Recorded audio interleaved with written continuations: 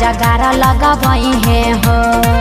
अरे समझत पड़े लो भागो बदली पड़े के पूरा पंचायत चमकई है हो। जनता सेवा करी है उनकर साथ लोग निभाई है। हबे राउर बेटा भाई गले से लगाई है। भैया सुबास के जीतई हो अहो चाचा। मुखिया से विजयी बनई है अहो चाची।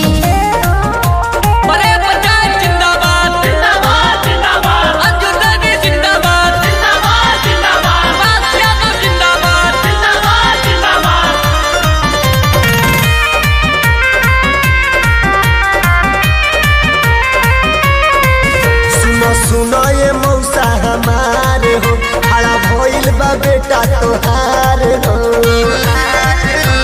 सुनो हो सुनो ये चाचा हमारे हो खड़ा भइल बा बेटा तोहार हो।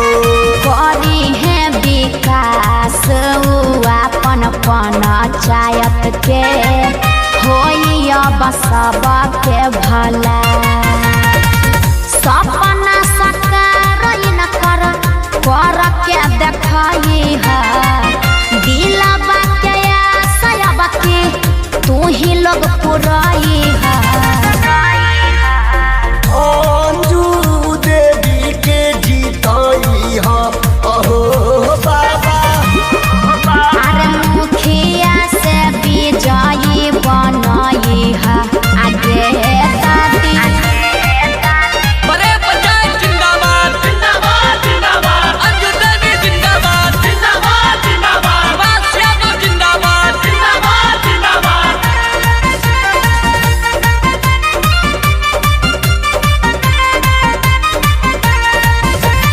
अलग बाउन कर विचार हो तो जाने लगौआ जवार हो। सफा अलग बाउन कर विचार हो तो जाने लगौआ जवार हो।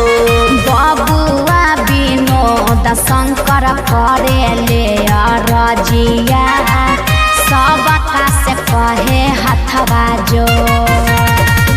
अपना लइका के लजिया बचाई